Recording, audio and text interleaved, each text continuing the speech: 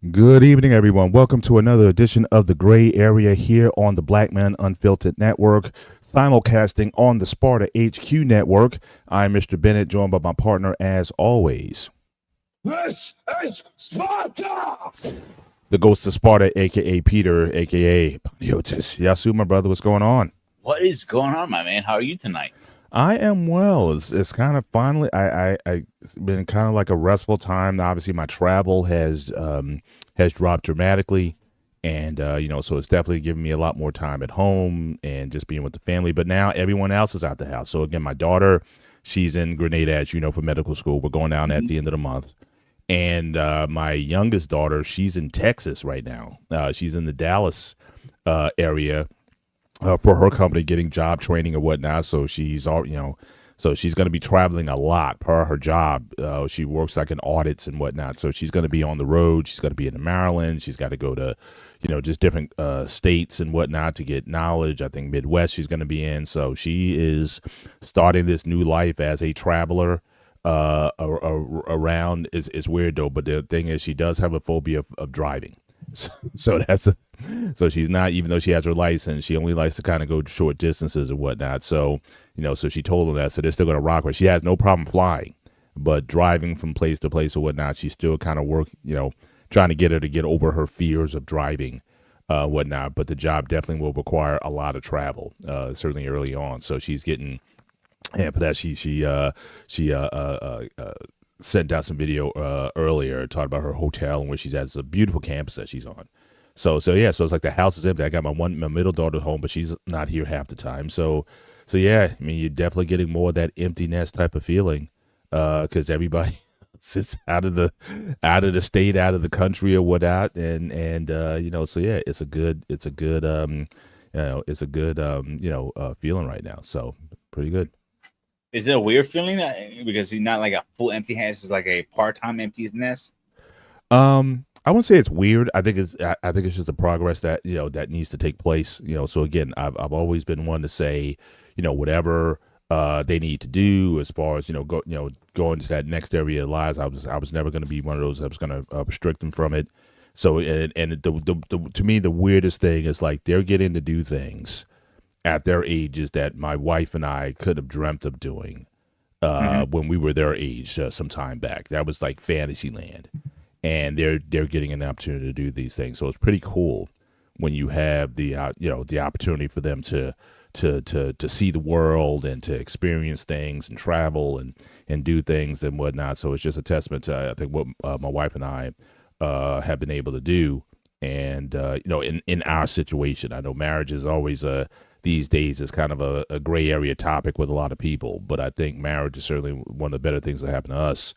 And one of the benefits has been that we've been able to be a blessing to our daughters in ways and give them things that, again, we never had. So, but definitely want to say salute to the people who are in the building tonight. So we got our guy, Craig Lucas, I believe, from the UK, I believe, Craig. So again, thank you for being with us tonight. Appreciate you guys being here. As always, Mariana Constantine, who's in the building tonight. Good to see you here. And of course, the soulful one, Lost in Translation podcast. Make sure you check him out on Monday nights. Has awesome, intelligent adult conversation. He's also part of the BMU network. See him on that on the Tuesday night, the Flipping Tables on Tuesday nights. But again, if you want, you want deep, thoughtful conversation, check out Lost and everything and his platforms and everything that he's doing. And make sure Lost, we can drop your link in the chat. I mean, people need to know where you're at. Definitely like and subscribe to his channel as well, and get definitely participate in the conversation that he's having. But I think it's certainly very much needed. So, but as you come in tonight, again, make sure you hit the like button. Certainly as you come in tonight, consider becoming a subscriber. Certainly to not only this channel, but also the Sparta HQ channel. They're filling out a network over there. So again, certainly appreciate any support that you give us there. So you definitely hit us up over there. Also consider dropping a super chat or a cash app to the Black Men Unfiltered Network. You see that scrolling at the bottom of the screen. And as always, certainly we appreciate any personal support that you give us. So again, anything that you want to donate to our cash apps, you see our cash apps that will be scrolling on the bottom of the screen. But this is our call-in show. So I'm about to drop the link in the chat. So you guys can certainly be a part of the conversation tonight. If you guys just want to come in and just say hello to us, if you want to talk about something we've covered in prior shows, we kind of cover the gamut here. And so anything that we've dropped in prior shows, if you want to come and rehash that with us, maybe there might have been some things that you didn't agree with. Certainly the phone line is open. I say the phone line is open. Yes, here's the phone line right here. Hang on. Oh, here we go again. Yes, the phone line is open. All right. So you can pick up the phone and you can call us and engage with us here on the Black Mountain Filtered Network, the Sparta HQ Network. So again, the call-in line is open. You can certainly join the chat and the conversation and join us, but we appreciate you guys being here tonight. So yes, this old school phone, I just kept it, just sort of like the red emergency phone. But I just love doing it because especially when you're talking to Gen Zers and younger people, they have no idea. They say, that's a phone? I mean, they have no idea. So I always get a laugh when I kind of share that with people. But yeah, certainly we're gonna keep the lines open, and but if not, we're just gonna keep the conversation going. It's gonna sort of be a free for all. I called Peter just before the show. It's like, what do you want to talk about tonight in the interim? So we're just gonna wing it. So with that, let's talk about this. This is the start of the NFL season, and obviously, so Peter is a staunch, diehard Jets fan. I'm a lifelong Pittsburgh Steelers fan, and so they had their kickoff today. So Aaron Rodgers returns to his former team from last year. It's interesting, these two teams, they flip quarterbacks. Justin Fields played for the Steelers last year, and Rodgers played for the Jets last year, so they switched them up and playing on the opposite teams and whatnot. And, long story short, the Steelers won. But as we always do. That game a little bit, Rodgers was playing a lot better this year than he played the last 2 years with the Jets. Okay, the first year he got hurt in the first game on the little pitch. Let's be honest here. Like, first game. Yeah. That's what I was going to get old, man. That's why even when I'm training, I don't do a lot of explosive stuff because you never know what's going to pop at any time, so I got to be very careful even when I train. It's a very physical sport. Let's be serious. But the year after he came back, he sucked the whole year. He couldn't get the ball down the field. Mm-hmm.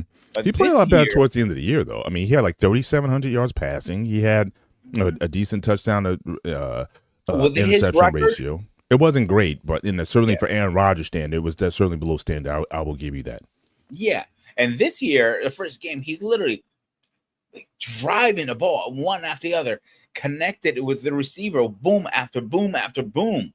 Mm-hmm. I'm like, okay, I gotta give him guy credit when he's doing. As much as I hate to give him credit, right? But yeah, at least just shut up with you goddamn Eagles. Right. But it came down to it was a close game. Let's be honest here. Both teams played very well. They both kicked ass. It came down to a field goal end of the day. Yes, 60-yard field goal to ice the game, But we have our first special guest. I don't certainly want to keep the brother waiting. I gotta bring my man up here. Lost in translation in the building tonight, brother. How are you doing? Yes, sir. Go inside and get yourself something cool. Hey, that's what's up. That's what's up. What is going on? Yes, indeed. Yes, but first and foremost, I want to make sure that you're okay.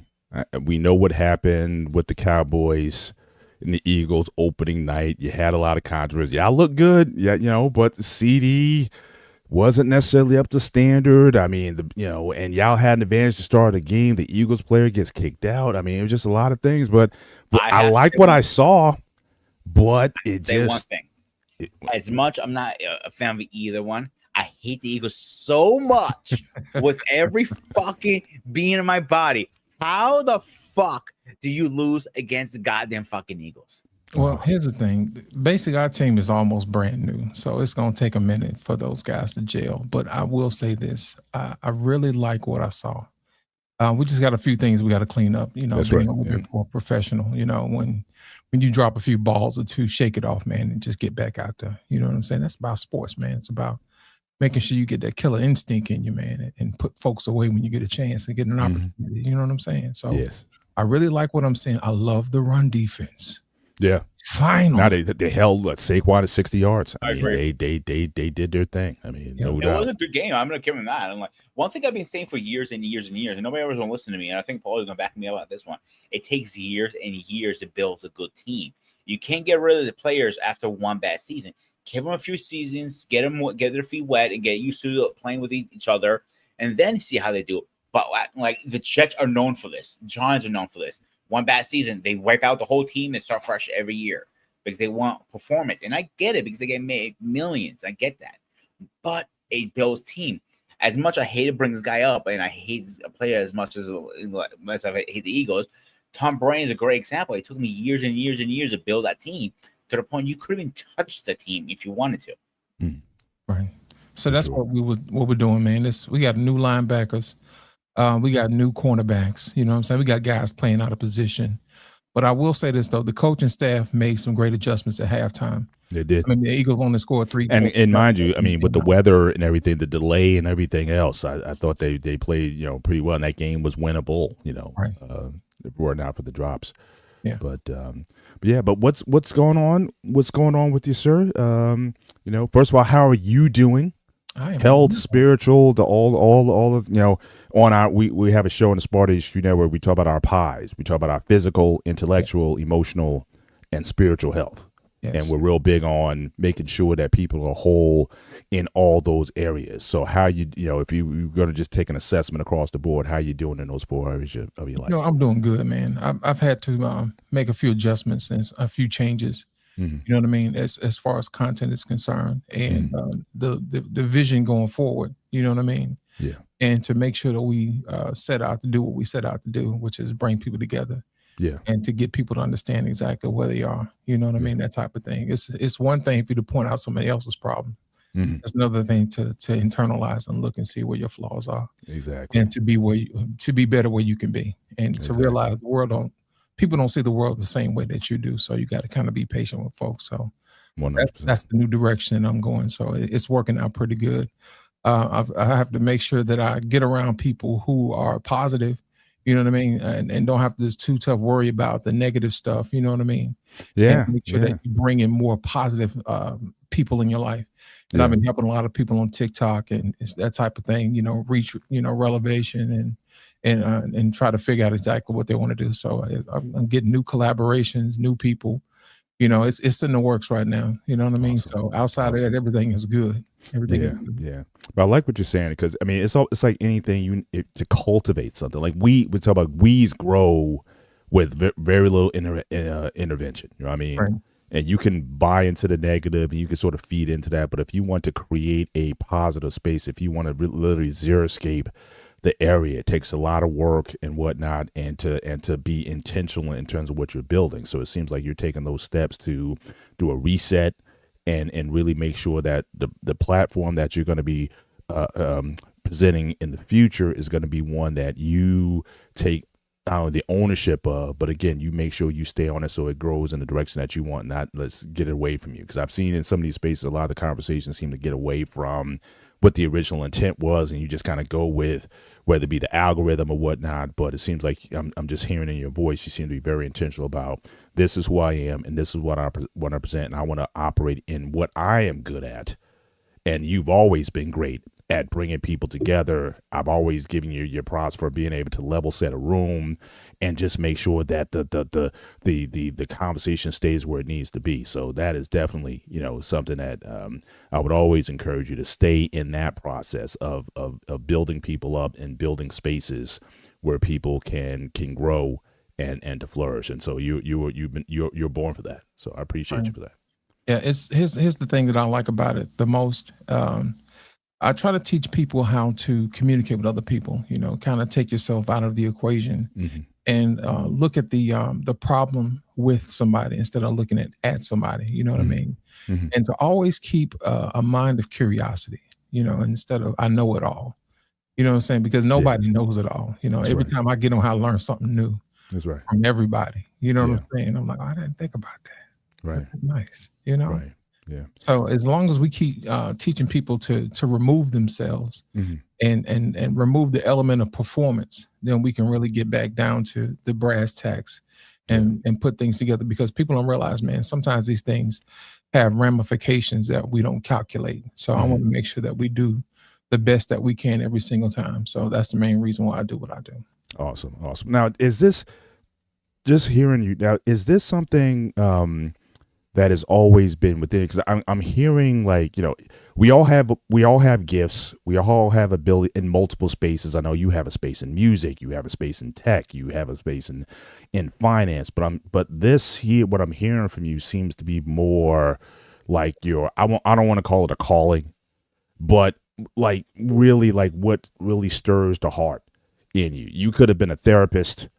You could have been a lot of different things, because again, you're just a very talented person across the board. So is this something that's always been in you, or is this something that just revealed over time that this is where I really need to be? Yes, I've succeeded in all these other areas, but this is a place that I want to spend in this season of my life here. What I try to do is I try to put on display of the everyday man. I think a lot of times, man, people feel like that they have to go get titles and they have to be a professional, and they shrink under the microscope of, am I good enough? You know what I mean? Everybody can start right where they are and use what you got, because you never know, the piece that you have may be the very piece that someone else needs. Yeah. And it may be something else that they need inside of them that you can't coax it out without, them saying something. So I've come to realize is that everybody has something to offer. They just don't know what that is. And as long as I can remember, I've always been a type of person who looks at a problem from multiple angles. Yeah. Because I don't see things the way that most people see it, and most people don't see things the way that I see it. But together we can create something that we all can see and build from that, and move the world forward instead of backwards. Sometimes things are not always visible to the naked eye. Sometimes you have to close your eyes and listen. Yeah. And listen intently. And I think sometimes people get to the point where they have so much to say that they forget that the main point is to listen. We're very bad listeners.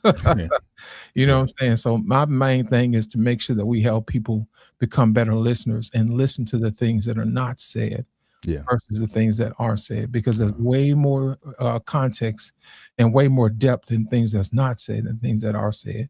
Because sometimes people grasp at words and they try to say what they really mean, but sometimes the meaning is in between the words. And I think that is one of the things that I'm really good at, by listening, diagnosing problems, and say, hey, look, this is what we really need to do. Gotcha. And also, like I said earlier, we talked about music. Music is one of those universal things that speaks to everybody. Right. You may not always have the right words to say, but for some reason, music is a universal language. I remember a few times back, we were watching, we were on the barbershop, and we were watching the French guy that was rapping. And I was like, man, that's beautiful. You know what I'm saying? It was beautiful. I'm like, man, I don't speak French all that well, but I'm here to tell you the music was good, and it was a vibe, And I was watching Black Men Unfiltered put up a video of, I think we had to cut it up because it was copyrighted a little bit. Right. But if you go back and watch a video a couple of weeks where we had James Brown and Pavarotti, you know what I'm saying, singing This Is Man's World. We had one guy singing in Italian. Yeah. And then we got James Brown singing soul in English. Yeah. And when you put those two things together, you got something that you didn't expect. That's right. And I was watching today a guy who put this jazz crew to the test and says, hey, look, I want you guys to give us your interpretation of this Nirvana song. And to watch what these guys turned that into was amazing, because it was something nobody else thought about, not even Nirvana thought about, but it was their gifts and their talents that gave us something that was completely different and something new that was refreshing. And I was like, that's what we really need in relationships, to make sure that we take what we have and take something what somebody else has and put it together and give the world something that it's never seen before. Right. And I think that is the magic of relationships, to give people a vision that they didn't think was possible. Absolutely. And also, I'll be honest with you, like every time you're on any platform with me, it's an honor to share the platform. Because you think outside the box. It's a pleasure just being in your presence at times. And I agree with the music. The music can bring people together. You know, we all like different genres, different type of music. You might like rap, I like rock, for example. But we all agree it might be a couple songs in my rock albums. And like, yo, oh shit, that's good. And same thing with me. Those raps are like, I'm not a big rapper, but yo, I can feel this song. And they're always one, two songs, and everybody's list. Like, it brings people together at all times. It doesn't matter how much you're arguing with the person or you want to disagree with them. You may just bond on the music. Like, yo, you're not a bad guy. We just butt heads. Yeah, and it's interesting because we were talking about music a couple shows ago, and I know you were part of that conversation. So since I have you here, want to pick your brain a little bit because I was asking the question: is music as we know it, is it kind of set? Right, like you have sheet music that we've been using for like 400 years or whatever it is. You know, you got notes A through G, or what have you, and like I said during the show, you've had sounds over the years. You know, a 50s sound, you know, a 60s sound, you know, a 70s, 80s, 90s. In the 2000s, I don't know if I'm necessarily hearing a new sound. Like I can go to like listen to stuff like, yep, that's from that particular time. And if anything, you're just seeing recycled. Like every time my daughters are playing something and we're on the car and radio, whatever, I know where they got the sample track from. So I'm just wondering, in your mind, do you think that is there another place where music can go? I see a lot more collabs. I see a lot more pairing, like country music from the 70s. I don't know if you ever grew up watching Hee Haw or, you know, Conway Twitty and them old country artists. And now you look at country music today, it's like totally different. There's rock elements, there's rap elements, there's so much combined into it that is, so I see the music forms converging, but I don't know. I'm not hearing something. It's like, oh, I never heard that before. What's your take on music and where it's going, and can it go higher? Can we go to another place in music? Maybe like to what you were saying, where you have the collaborations with, you know, James and Pavarotti, or someone taking something and interpreting it in a different way. Do you think music can go to another place? You know, absolutely it can. As a musician myself, I can tell you that I used to do the same thing as a little kid. You know, I used to play the piano. Mm-hmm. And the first thing I ever learned how to play the piano was by ear. Mm-hmm. And I used to watch cartoons. Mm-hmm. And I saw this cartoons with Bugs Bunny, whatever, and they had this crab that was dancing on the piano. I was like, I like that. Yeah. So I started picking it out by ear and I started playing it. My mom was like, how did you know to do that? Right. You know what I'm saying? I was like, I just felt it. You know what I'm saying? It's something that you feel. So they enrolled me in the piano classes. And after that, I got, you know, more classically trained. But I think that is probably one of the things that we have to teach our kids is to be classically trained so that they can take music to the next level. Mm-hmm. Now, I will say this, though, with the advent of artificial intelligence, it is giving us a new form of creativity. Now, my new intro is something I created with AI, but it was at the direction of my imagination. You see what I'm saying? Right. So the new intro I have is fire. Let me tell you, if I do say so myself. Right. And it has elements of blues, soul, hip hop, gospel, R&B, all mixed together. And then I told AI exactly what I wanted to do, and it gave it to me to spit something. I was like, that's what I'm looking for. Mm-hmm. You know what I mean? And with that invent, you can actually take music into a direction, in a direction that nobody ever thought about. So once I heard it, I was like, oh, everybody got to hear this. You know what I mean? So once I put that up, you can actually hear something that you've never heard before. You can reimagine something that you haven't reimagined. Right. And it's like the collaboration I was telling you about the guys putting folks on the spot saying, hey, look, take this.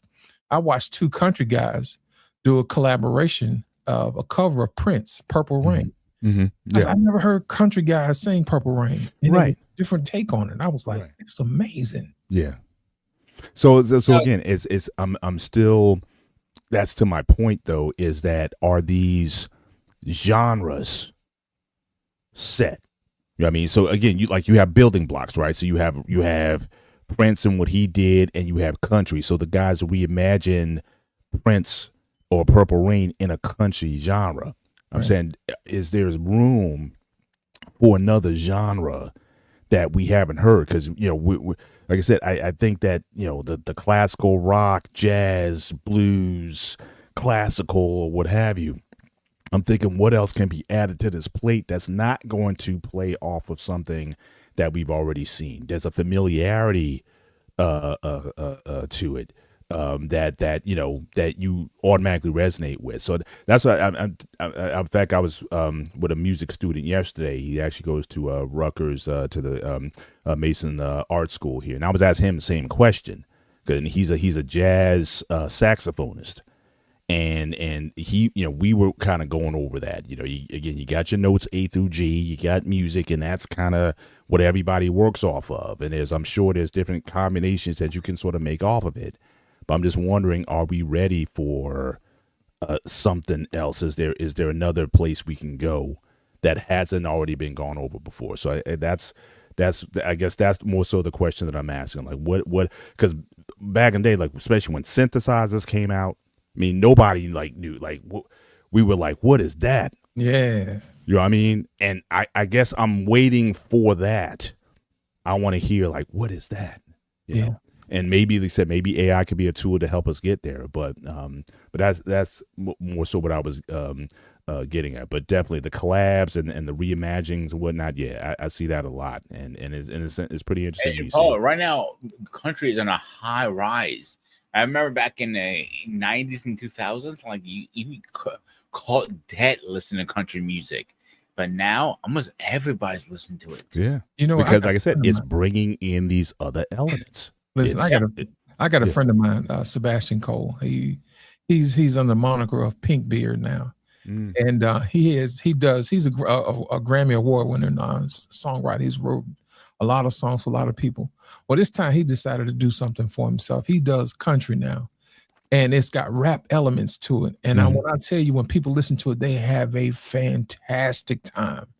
Oh my goodness. It's telling the story of a regular man, but he's a black guy with a pink beard, rocking out with some other guys, you know what I'm saying, playing country music. And it's wild, you know what I'm saying, because it's different. And I think it's when you're classically trained, you can actually move music in a direction that it hasn't been before. Yeah. And you can reimagine it. Like I said, the imagination is the only limitation. Yeah. And I think when people actually hear it, they feel it as, oh, that's different. Right. You know what I mean? That's different. But I think what you're talking about is taking two things and combining it instead of creating something new from scratch. I think that takes time. I'll give you an example. Prince was a pioneer of a certain era, certain sound. He took rock, he took funk, he took pop and mixed it, and he made his own sound. Right. When you hear Prince, you know Prince when you hear it. Exactly. When you hear Michael Jackson, you know Michael Jackson when you hear it. When you hear Mary J. Blige, you hear Mary J. Blige, and you understand it. You see what I'm saying? So when you hear Marvin Gaye, you understand it. I'll challenge you guys to go and find a gentleman by the name of October London. October London has some of the most awesome music because he takes soul music from its core and he brings it into a new era. I think he's on Death Row Records with Snoop. Snoop's over Death Row now. And when I tell you, Snoop has always been doing this anyway. He's been taking elements of soul from the 70s and mixing it with rap. And now you got this guy who's bringing R&B back, because R&B was dead for a minute. Yeah. You know what I'm saying? Yeah. The person we had to pull for was Tank. You know what I mean? I'm like, if Tank is the element, the hot peak of R&B today, we got work to do. You see what I'm saying? Yeah. So that's the main reason why we're trying to build relationships back up so guys can get back and girls can get back to being creative and writing love songs and stuff like that, because people really don't slow dance anymore. We had this conversation the other day. Yeah. When was the last time you slow danced with your mom? Yeah. You know what I'm saying? When's the music to slow dance to? Like, who is creating? Right. Because I think one of the things that even though I wasn't a big country guy, but I can certainly recognize it. Country music was just based on storytelling. Right. Even early rap. Like, to me, the greatest rap it's on my Mount Rushmore was The Message. You told stories that related to the human condition. Right. And even when it comes to, again, the idea of romance, healthy relationships and people slow dancing to that. I mean, I got to go back, I got to go old school. Unfortunately, I got to go to the 70s and the 80s and those kind of songs. My wife and I want to get into a groove or whatever. We'll pop the classic on. Is anybody doing that today? I just don't see, go ahead. Paul, I'm glad you mentioned that. I think the era that we live in now is a little bit different than what we came up. Oh, for sure. When we wanted to hear a song, everybody heard it on the radio. Mm-hmm. So now our focus is broken and we actually have to hear about music from other people now. It's like, hey, have you ever heard of October London? Mm-hmm. Have you ever heard of these guys over here? You know what I'm saying? That type of thing.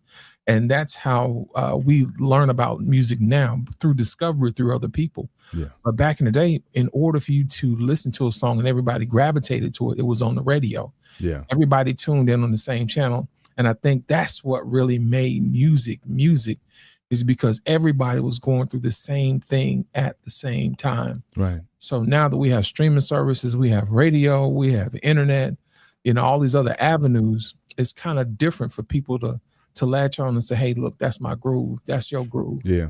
But and it also built a culture. Sharing, It built a culture. I mean, because like I said, everybody was on the same vibe. Now everyone is, I think, more so in their own sort of individual pockets or spaces where, like you said, things have to be shared. Hey, have you heard of this? Have you heard of that? The guy I was with yesterday, he dropped me a couple of guys. I got it on Apple Music right now that I was listening to on the way home from the game. It's like, oh, this is interesting. Right. But there's not that commonality. It's like when you went to the cookout, right? And the music was like, you make me happy. You know what I'm saying? Everybody was just because everybody, and it's like, and it's weird. You ever see like the bodies, right? Yeah. It's like the whole crowd just moves. Yeah. See, here's the thing. Also, I've been reading about music lately too. They're bringing other elements from other countries. Like Rosa did. I can't remember the name of the song. I can't pronounce it, to be honest with you. The Korean game that turned into a song. And we had that back in the 2000s a little bit too, but now is the game more popular, bringing different languages into American music and having, they're merging and marrying each other very well and blending together. And I actually like that. It gives us a different, unique style to the song.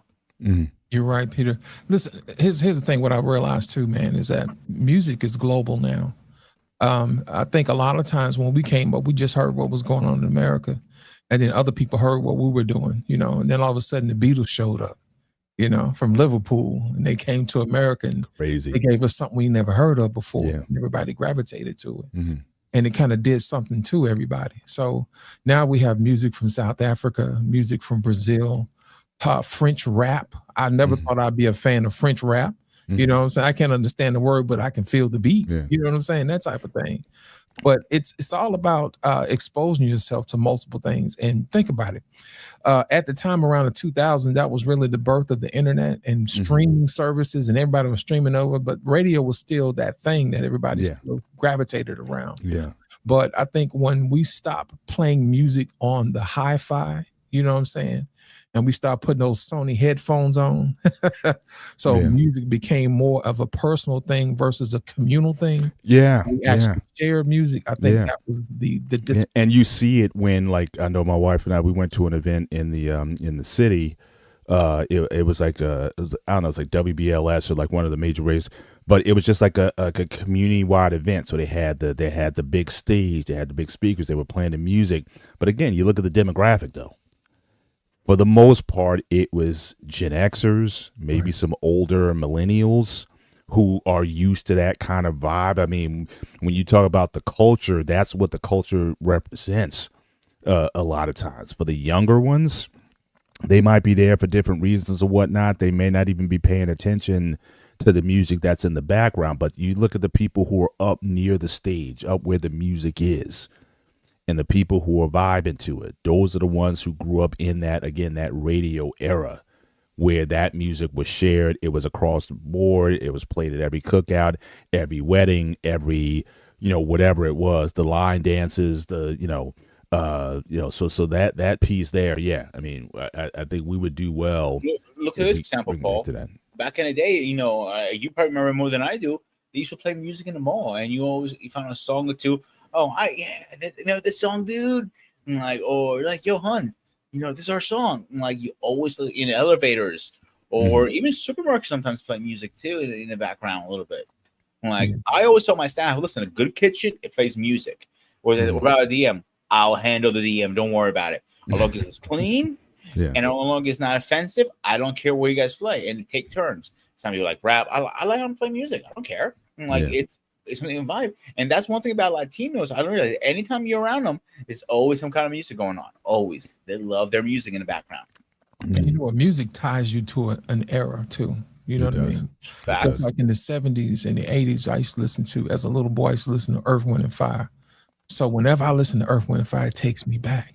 It does. Yeah. When I listen to Sugar Hill Gang, it takes me back. Yep. When I listen to Run DMC, it takes me back. You see what I'm saying? Absolutely. To a simpler time. So I think when you think about the 2000s and 2010s or whatever, what songs bring you to mind to those? And what they've done is that those people in that era actually borrowed music, like Paul talked about, from that era, and they remixed it a little bit. Like Nicki Minaj took, what was that? Sir Mix-a-Lot's. I like big butts and I cannot lie.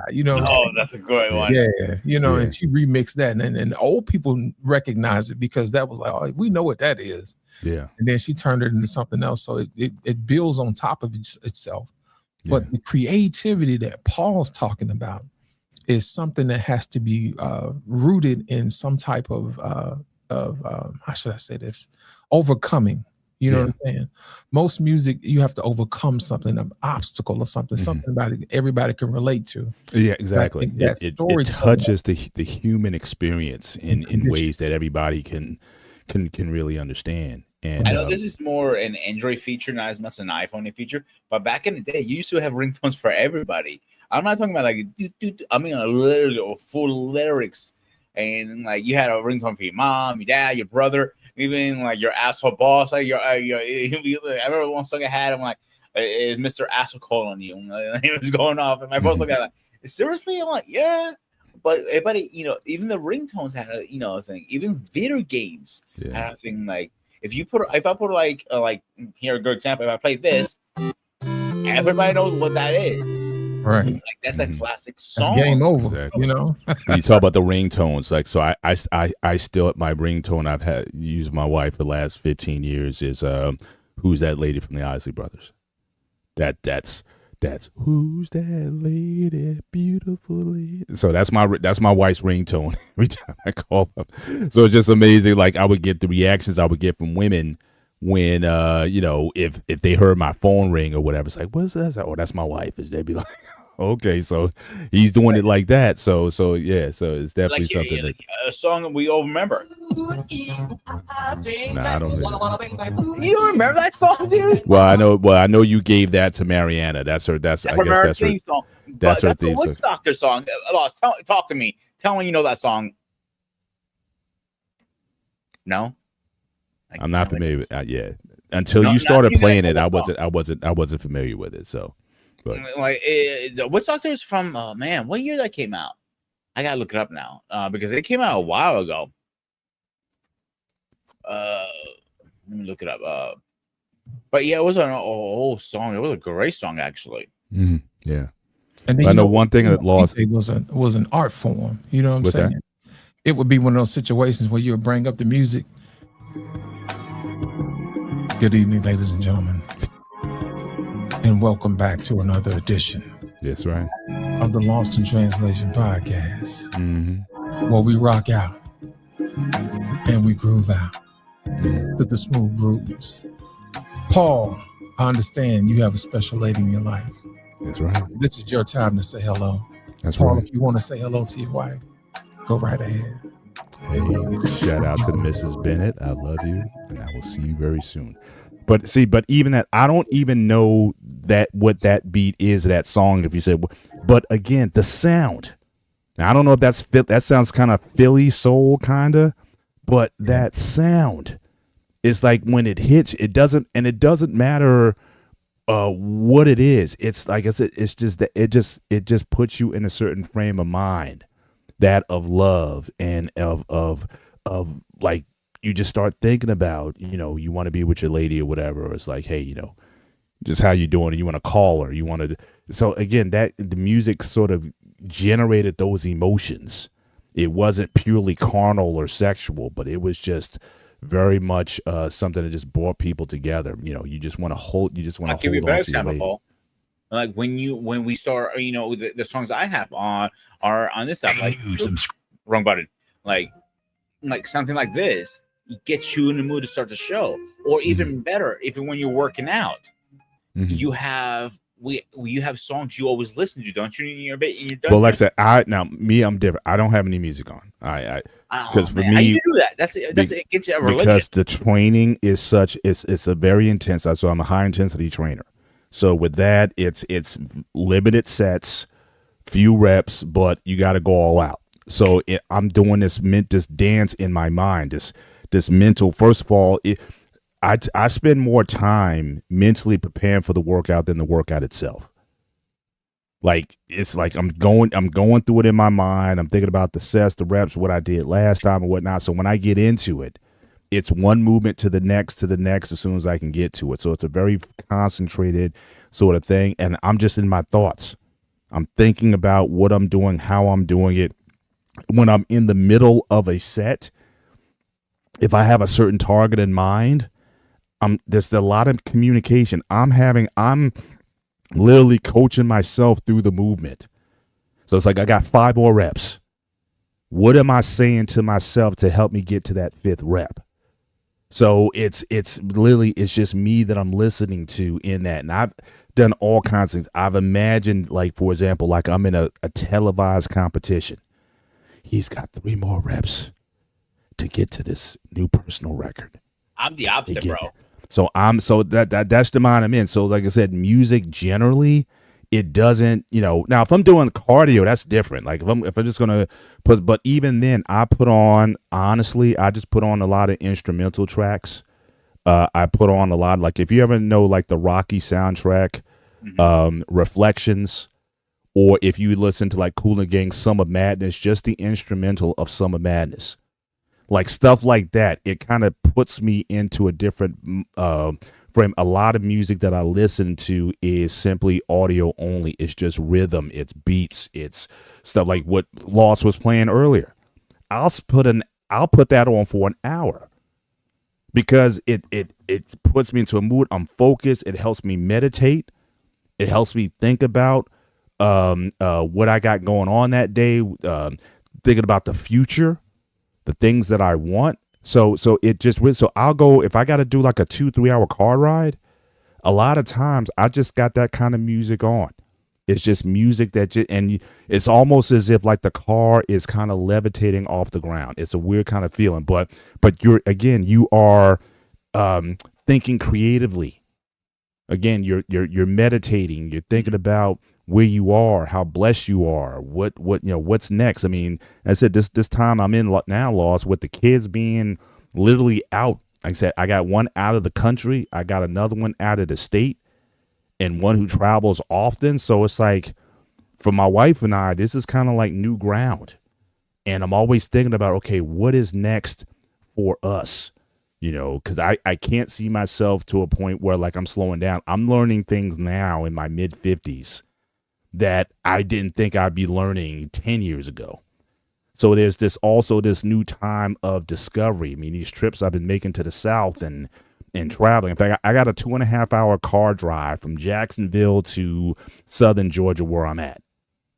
And that's just a space that I'm just in. I'm just very contemplating like what my next moves are going to be and honestly, from a spiritual level, like, God, where are you taking me? You know what I mean? Like in this point in my life, where you lead me in this particular time. So again, that kind of music, that's what I'm listening to most of. It's not rap, it's not rock, it's not whatever. It's just very contemplative type of space I'm in. So yeah, music, I use a lot of different forms of music depending on what I need to do. But if I'm in meditation, I'm using all kinds of stuff to help me to focus my thoughts on what I'm wanting or what I'm thinking about. You know what, Paul? Think on that is one, I cannot train with no music on. I'll be honest with you. Mm-hmm. I don't care if I'm doing cardio. I don't care if I'm doing martial arts. I don't care if I'm weightlifting.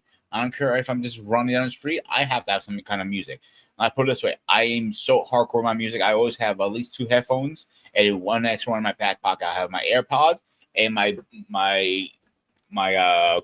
Beats Pros. I have 2, one charged, one ready to go because I'm not playing around. I need my fucking music.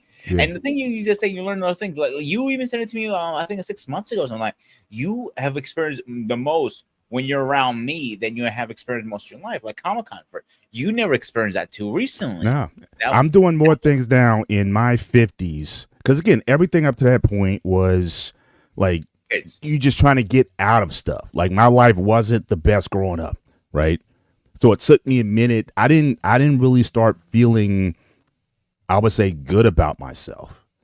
Probably till I was almost 40. It was just, how do I get up from under the childhood that I had, the adolescent period that I had? Okay, I'm in my 20s, trying to get a career started. The best thing that happened to me when I met my wife, what that did was, I think that helped to ground me. So I had some roots, you know what I mean? So then I could then grow. And the great thing about my wife is that she gave me that freedom to grow.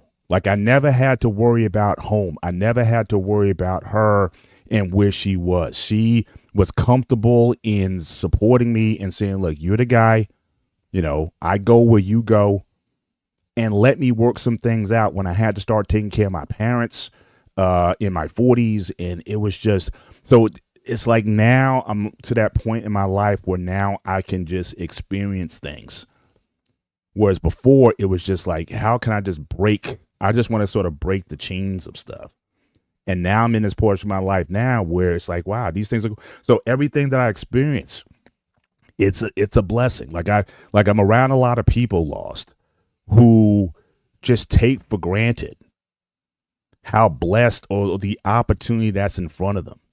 They complain about everything. It's like, wait a minute, we could be going on these trips. Your meals are paid for. You're eating in the rest, but you're complaining about your steak. You're complaining about your drink wasn't quite right, or whatever it is. There's just an impatience. And for me, it's like the world just opened up.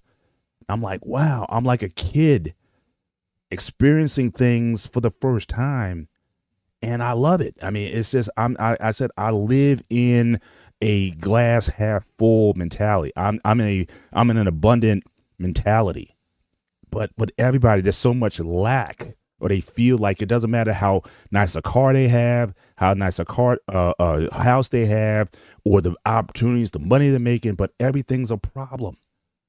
Mm-hmm. And again, I'm just the kid who remembers when I didn't have things to eat growing up. And that's just stuff that just kind of stays with me. So I'm like, I don't have a right to complain. Like where I was and where I am now, and seeing my fruit now, like they're going out and doing things. I'm like, wow, So that for me, that's just the space that I'm in. And when I'm on these long road trips and when I'm contemplating like all of this, I'm just in a different place, mentally. So when you were talking about earlier, Loss, about the negativity and stuff, I'm way past that. I'm about abundance and helping people to see the abundance that they have. And even in my daughters, because but I attribute some of that to youth, because them, it's like they want everything now, right? Nothing's right. But again, always relating our stories, their mother and I's stories about where we came from, whatnot, always understand you are in a privileged, blessed position. All you have to do is be in the space that you're in. Perform in the space that you're in. But the level that you're starting at is so much more than what we had. So don't fret or think or overanalyze in terms of where you are. Just be where you're at. And that's what I'm trying to get them now, even my conversations with them now. It's not about the vocations. That's almost the easy part. But it's this. Understanding, having the right perspective, how you look at situations, even difficult ones. How you look at things is something that I want them to get a perspective on. So even the way I talk to them now is different. I'll listen to them like you were saying earlier, but I'm just trying to get them to give them a perspective that they can kind of marinate on and be like, hey, you know what? It's not as the position I'm in. It's not as bad as I'm fashioning my mind on putting a lot of negative into a situation that doesn't need to be there. So it's just a different space for me right now. You know what, Paul? I'm glad you said that, because my next show I'm working on writing now is enjoying today. Mm, I mean, and I think there's this guilt that men carry that they have to wait until they get to the end of their life to enjoy their entire life. You know what I'm saying? And they feel like they have to carry this load for their family all the time. They really don't enjoy life. hmm And I'm of the mindset now where you should enjoy every single day, Yeah. because Yeah. the moment Yeah. is weave that tapestry of your entire life. That's the Mhm. reason why the soundtrack of your life is weaved with the music that you listen to hmm for a specific genre. So when you get ready to lay down, you'll take that tapestry that you weave with music and experiences, you lay that on you, and then you pass away. That is a fantastic, well-lived life that you can Yeah. look back on, Yeah. and everybody can see what you've created and marvel at the life that you had, hmm instead of just saying, hey, I worked and then I left. Yeah. I want Yeah. people to enjoy every single moment Yes. that you're here, Yes. because it's precious, because tomorrow is not promised. It isn't. It is not. So Yeah. temper your spirits, temper your souls, and fill yourself up with joy as much as you can, and freely give it out. Yeah. I think a lot of times people like to hoard joy Yeah. and happiness, but that's not the intent of happiness and joy. The intent of happiness and joy is to give it back out to someone who doesn't That's right. have it, so they can give it to someone else That's what and it let is. them weave that tapestry of their life. Yeah. But I love what you said about, again, it's living in the present. I mean, Pete, you asked me a question the other night about how do you formulate like long lasting love, like in your, and I'm like, I don't know. All I know is I love my wife like right now. Like where we're at right now is probably as good as it's ever been. And I just live in this. You know what I mean? Because I don't like you said, because I may not wake up tomorrow, but am I good with the people I need to be good with now? Are we good now? And what are we doing in the present moment? Again, that's why I'm always saying, even the marriage season I'm in season 29. I'm just worried about this year, and let this year take care of itself. And God willing, if we get past this season, then we'll think about the next one. But I don't look at the 28 years that we've been married. I see them with, I guess, with less value. I'm not saying obviously we needed them to be here, but I focus more on not what, because we don't talk about, remember we used to do back in the day? We don't do that. It's what are we doing today, or what we're going to be doing in the near future. I said, end of the month, we're going down to Grenada. My daughter, she has what they call a white coat ceremony for doctors coming in. So it's like the parents come on, I put her doctor's coat on. And so it's a very formal kind of thing or whatever. And I'm like, wow, we got that to look forward to in a couple weeks. And that's just kind of where I am mentally. I'm enjoying the present. People talk about retire. I don't worry about retirement. I was like, I'm not looking to retire anytime soon. I feel good. I'm still learning. I'm still interested. I'm still curious. I'm still asking questions. I'm enjoying this right now. So I'm not worried about what are you going to do when you retire. I have no idea. I don't even know when that is. That could be 10 years from now, 15. They may have to wheel me out of this. Like, I ain't leaving, or whatever it is, whatever I decide to do. But I got too much. I feel like I have too much more, not only to learn, but also, as you said earlier, to give, and just praying for the right venues, the right opportunities. My daughter was even saying that she was at the one in Grenada. She was always like, Dad, you need to talk to more people. It's like the stuff you be dropping and whatnot. It's like, I don't know, you need to be, like for a room full of people her age or whatever. And I'm like, yeah, I mean, look, those opportunities, I pray for those opportunities. If they come up, I'm taking them. But like I said, I'm just enjoying this. So where I am with my wife right now, I ain't trading this for nobody. And this is the state. I'm just trying to live right here as long as I can. And we'll see what Oh, happens in the you future. forget But I'm one not major thing here. Yeah. Life is a journey. We don't know where it's coming from. Mhm. Like, you know, I don't want to try to quote a funny guy, but like Forrest Gump, life is a box of candy, chocolate. You know what you're gonna get sometimes. Mhm. So you just gotta go over the punches. You know, Yeah. you might fall down, but you gotta get back up. Yeah. You can't just keep stay on the ground. You have to get up. Like I always say to you guys on my channel, on my show, sometimes we all fall down, but we're not gonna fall backwards. We're gonna fall forward. So as we're going down, we're gonna see our mistakes. Oh, I fucked up here. I fucked up here. I fucked up here. I fucked up here. When you're gonna land on your feet and go back up the mountain, you're not gonna make the same mistakes. Yeah. It's a journey. Yeah. And that journey, it turns on you. How are you going to tackle it? Or are you going to let it kick you in the balls and destroy you? Because life is not easy, bro. Let's be honest. Like Rocky said, one of the market movies, you know, like this war is going to eat you up and chew you out. Mm-hmm.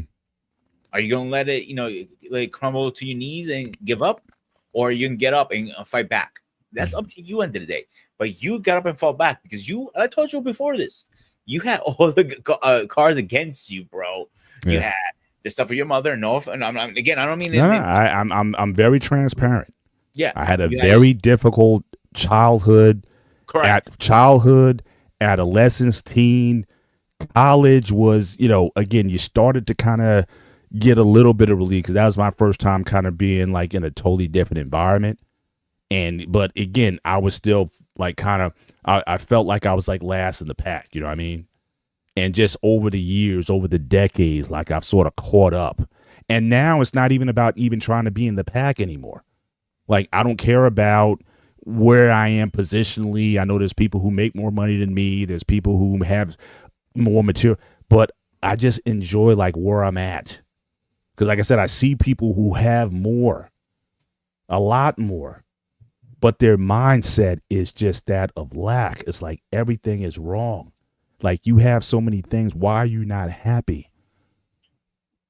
And that gets to a deeper conversation, right? That gets into a spirit, you know, what's your spiritual foundation, you know, just different conversation you need to have there.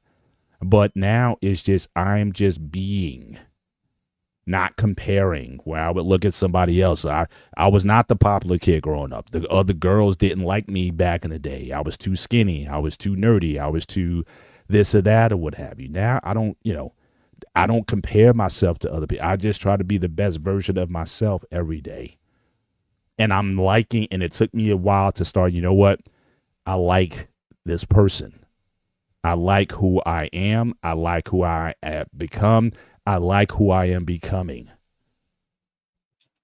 And that's just something I think if more people just focus on that versus comparing yourself to the Joneses, this guy has whatever. Again, jealousy and envy, you can't, that's just a terrible place to operate from. But you have to, you know, take some agency over that and say, it's like, I like this. And that's just freed me from a lot of stress that I don't have to bear anymore, you know. And so that's, it's just a different way of living that, you know, I feel more comfortable now, I think, in this time now that, you know, so my mom, she passed last year. I think I feel more comfortable speaking on these things and you know, sharing not only my journey, but also just the perspective to, like, and like I said, what Law said, to live in the present and enjoy the present. I think that's, you know, I think that's just a better place to be in.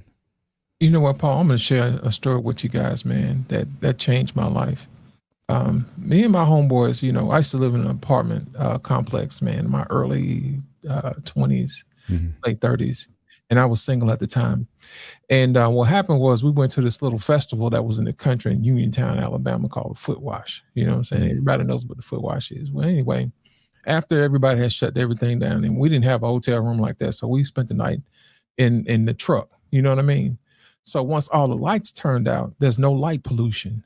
And from that moment, I stood outside and I saw the universe for the first time without any light pollution. I saw the Milky Way and its grandeur for the first time in my late 20s, early 30s. Got you.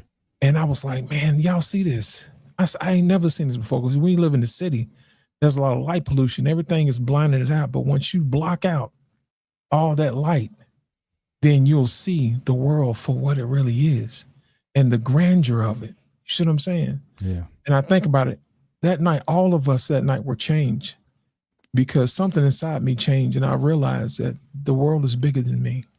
You know, in this moment, I'll probably never get it again. You know what I'm saying? With the fellas I love, you know what I'm saying? I hang out with these guys.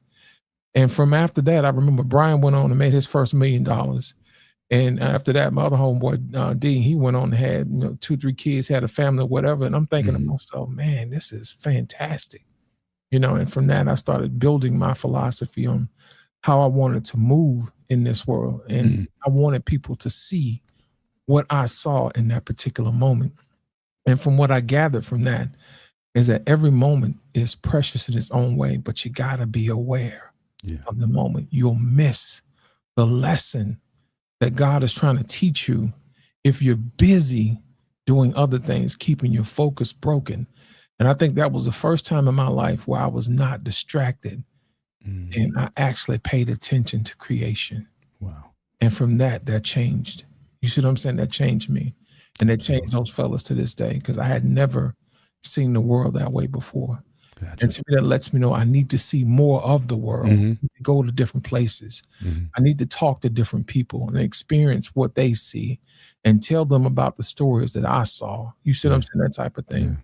And it gives them hope and courage to do the exact same thing and go out and see the world, because we're only here for a short time. That's right. And if we're going to be here, we better make the best out of it. Absolutely. So that's my whole thing now, is to making sure that everybody don't get bogged down to the point where you want to make a living that you forget to enjoy life. Yeah. And that's what we're here for. Absolutely. Ladies and gentlemen, this is the Gray Area Call-In Show. The link is in the chat. So again, if you want to cam on up, join the conversation tonight, you're more than welcome to join us. We're just free flowing here, just having this conversation. We always appreciate Brother Laws coming up and sharing his wisdom as always, and we just keeping this conversation going.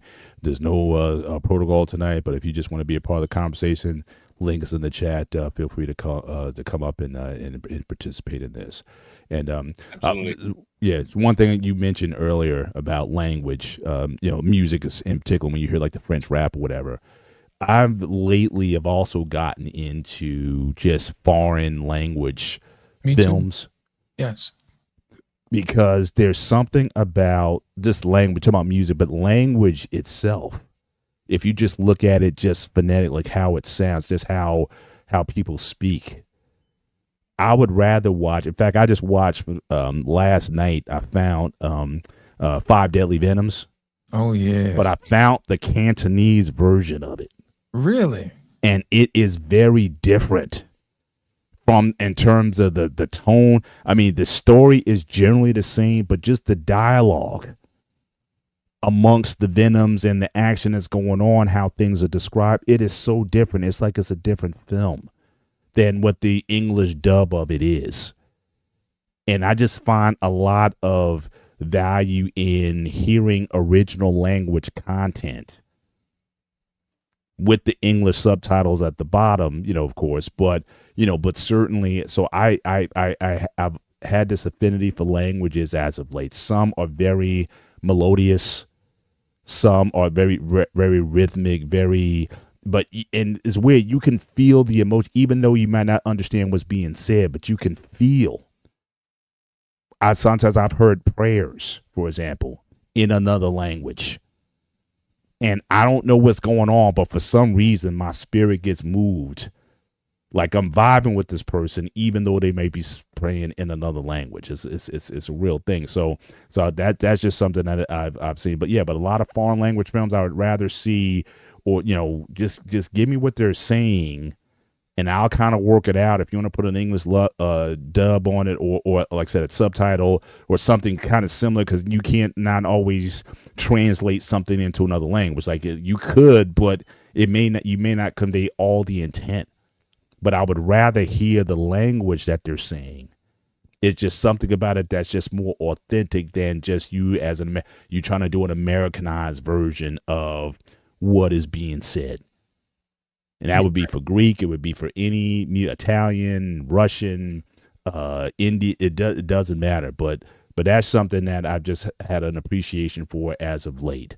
You know, if you saw the original, the first time you saw it, if it was like an English dub, you play the foreign later on. It's like, wow, like it's just a totally different vibe in what they were trying to convey. So Right, because the English dub, you get stuff like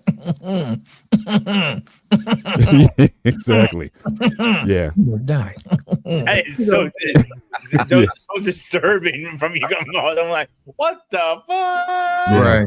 Right. Yeah, and quite frankly, and they are intentionally changing things because it's like, wait a minute, we can't say that to American, or like in the Venoms, you had guys basically saying like "f you," like it's like there was like, or BS, or like they were saying things that's like, we can't say that in the English dub, so they just made something else out of thin air that had nothing to do with what the dialogue or the interaction was between the players. You know what I'm saying? Right. But then when you hear it, it's like, oh, they were hardcore like that. It's like, oh, okay.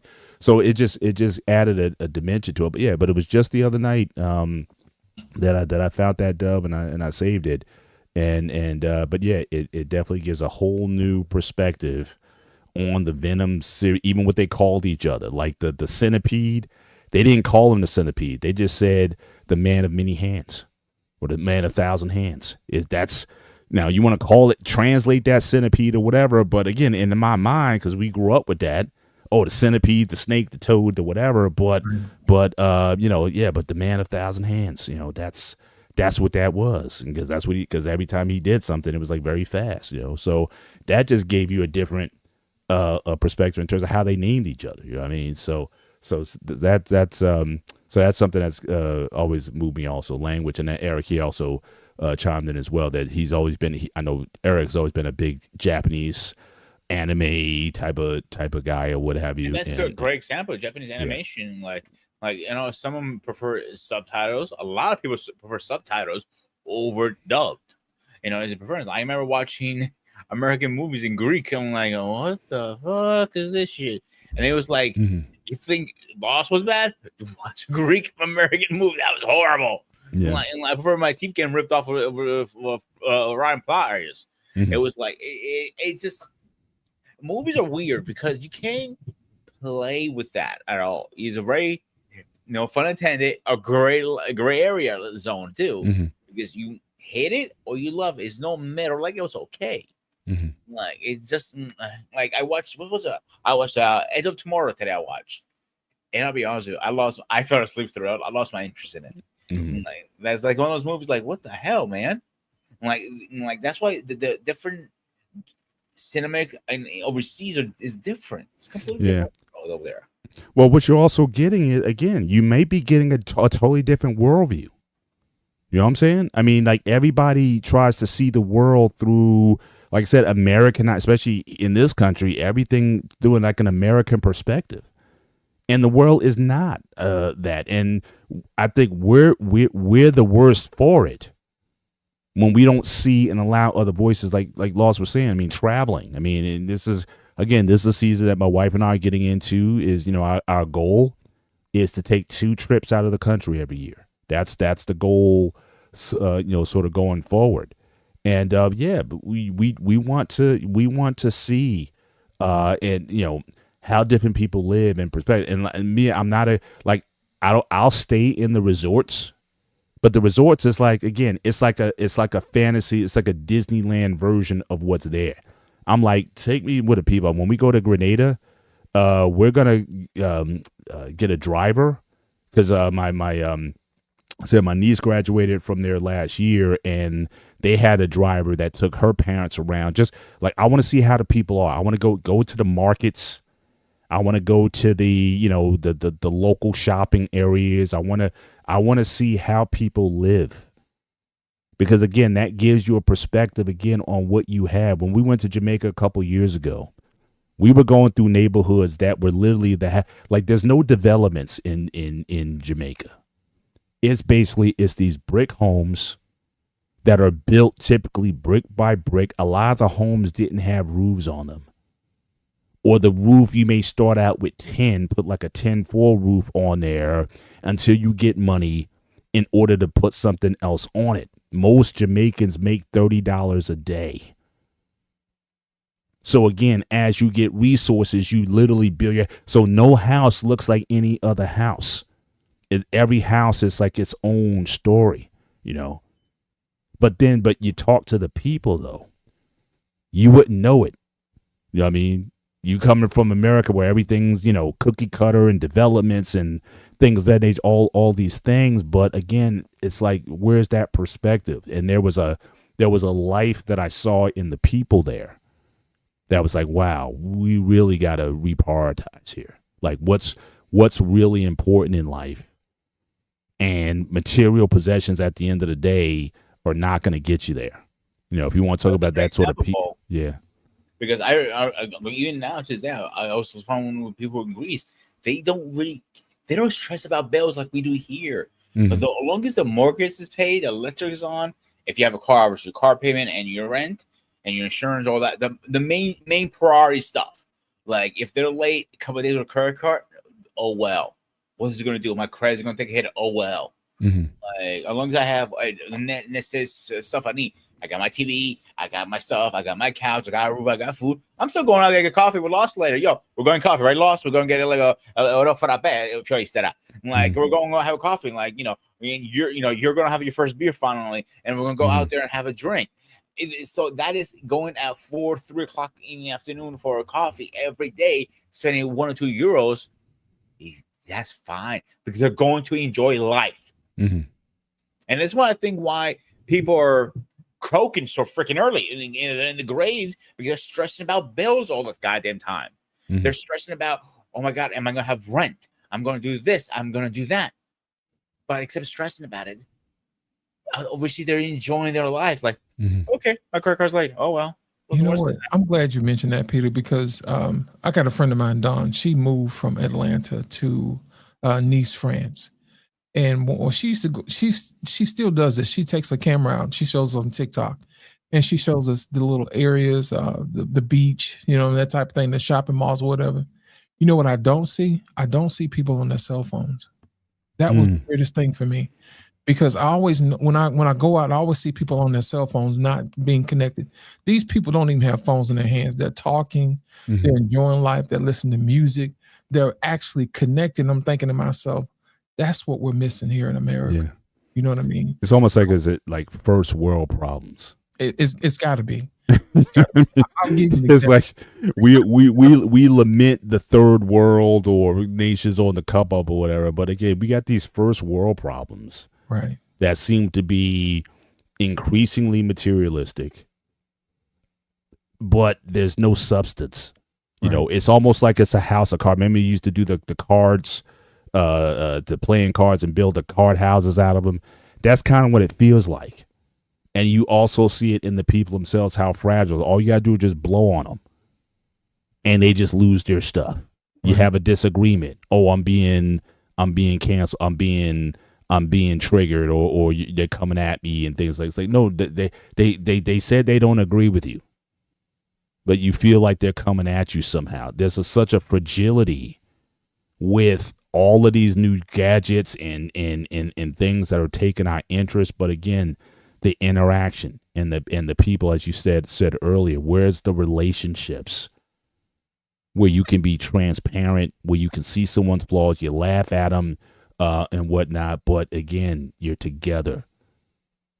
And that's the thing that's just hurting not only just romantic relationships, but just friendships in general, how you define friendships these days, which is something I'm always talking to my girls about. And I think I shared last year, my daughter who's in med school now, she had to have a major purge because she had all these friends that she had from high school and whatnot. But the problem is it's nearly 7 years later and you guys are still acting like you're in high school. And I was just telling her, it's like, look, where you're about to go or the areas that you're about to go into, you may have to shed some of this off. Now, again, she didn't want to necessarily believe us at first because, again, she's just loyal like that. Certain things had to kind of play themselves out in ways that was hurtful to her. And we were there to certainly help her pick her up. And we didn't kind of go into, we kind of told you, but, we kind of did, what I mean? But in terms of, this, certain relationships, you're going to, people are going to be in your life for a reason or a season. And sometimes you have to shut up and then build new ones. I'm saying at the age which you're at now, you need to elevate your friendship game. You don't want to be, they say, if you're the smartest person in the room, they say leave the room. You need to be around people who are like balling at the level that you want to see yourself balling at in the future. And you want to shut up and listen to these people as they talk. So that's something that she's starting to sort of come out of, but that's kind of the conversations I'm having with her right now. And it's just amazing how her just being in this new environment is just totally changed her thought process and habits, just how she does things. When she was home, the sink may be full of dishes. Now she can't stand if there's a dish in the sink in her apartment. It's just like, oh, really? Now you want to do it when you're there. You didn't want to lift a finger when you're home because you thought someone else was going to pick up and do it. So it's just, so this was very much a needed to kind of, again, get away from, purge yourself from situations, from toxic situations, and really start to focus on yourself. So the more we thought, because we were thinking, man, you really want to go out the country and whatnot, because for a long time we were always worried about her health because she had asthma growing up and, just different health issues and stuff. So we always wanted to be in a position where we can get to her easily if she ever had a problem. But, the more we think about it, it's just, this is like the best place for her. And we're just trusting that, things will work out the way they should. But like I said, that's the combo. So more of my conversation with my daughters now, it's about, again, the right mindset here, how you see the world, how you see yourself in the world. And then just from a spiritual side, you got to know who you are and whose you are. And if you can start operating in that, you can find yourself at peace and comfort in any situation with any group of people in any particular setting. Right now, my youngest, she's at this big training facility in Dallas. It's like all these other people, and she's like, oh, like some of these people are coming from Yale and Harvard and big business schools or whatnot. It's like, no, you're right where you're supposed to be. You don't look at yourself compared to everyone else. Like, all you got to worry about, again, you just work on and you just be and work on yourself in this particular situation, but never be intimidated by anyone because this person came from Wharton. That means nothing. The opportunity has been given to you. What are you going to then do with it? So that's the kind of the lanes I'm in now. So again, I'm less of a parent, but it's more like you're a coach. You're a mind coach. It's just a different. I just understand the assignment right now, and it's very different than just tell them what to do. It's how to look at a situation, and so yeah, it's exciting. But yeah, I got these grown women, and I'm still, the fact that they still want me around, I'll take that as a win. And being like, when what daughter calls me up at 1 a.m.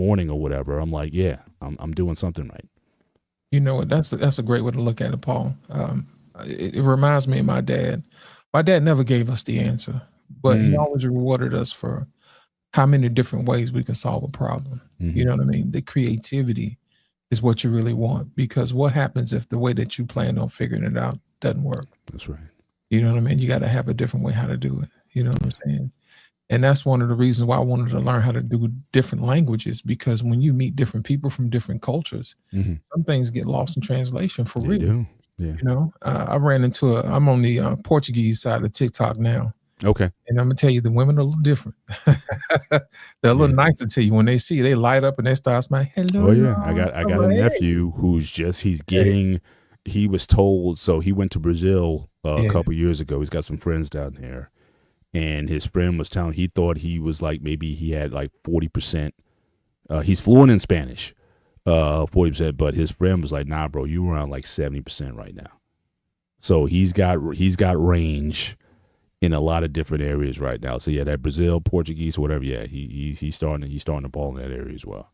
Yeah, the women are a lot nicer, down in Brazil to you, man. I'm like, wait a minute, I ain't used to this. You know I what I'm can saying? imagine. I might have to move down there. You know what I'm I saying? can imagine. I can definitely Yeah, imagine. yeah. Definitely But I've been imagine. learning Chinese and Chinese culture, Mm, Portuguese, Spanish. You know what I mean? Different hmm places that people don't think about. hmm And the conversations now, true enough, Google does translate, but sometimes when you go back to read back what they said, it don't necessarily give you the Yeah. same meaning, the same vibe. You Yeah. can't keep talking about it in no language you don't understand. Yeah. You see what I'm saying? That don't necessarily work. You know what I'm Yeah. saying? From English to whatever their Yeah. language is. So you Well, it's got also a thought process, right? I mean, it's a way of how I get kind of how you see the world. You right, know, it's your intent. Because again, even same words, the way they're said may have a different meaning based on how you say it, the intonation, the accent you put on one part of the syllable versus the other. So again, those nuances have a lot to do with understanding how the people think as much as what is actually being said. Again, what emotion or what feeling or what thought are you trying to convey is really at play with how this is, and I think that's the thing which I find most interesting. I mean, the words are the words, but the thought process is I think at play also, and how that's been formulated over hundreds, if not thousands, of years of culture and reinforcement and what's gotten passed down over the years. right. And it's the passion behind the words too. Yeah. That's one thing that does translate. When somebody smiles at you from the inside, Mm-hmm. you kind of know that. You don't necessarily, know what they're thinking or whatever, but Mm-hmm. when somebody's glad to see you, they kind of light up. You know what I mean? Their eyes Yeah. do something Yeah. a little different. Yeah. That smile does something a little bit different. Yeah. They may have said hello to them, but they smiled at me when they said it. Yeah. You know what I'm saying? When they said my name, I could have swore it sounded like they were singing it. You know what I'm saying? That type of thing. So that's the main reason why sometimes we have to, learn another language, immerse yourself in the culture so you'll understand exactly the true meaning of what they're trying to say and what they're trying to get across. Mm-hmm. So is that in your future plans? Do you plan to do some traveling, or there's certain Yes. destinations that you're setting up in the next year or two, like you kind of laying out your your passport and the destinations that you're going? Oh yeah. I'm learning different languages now.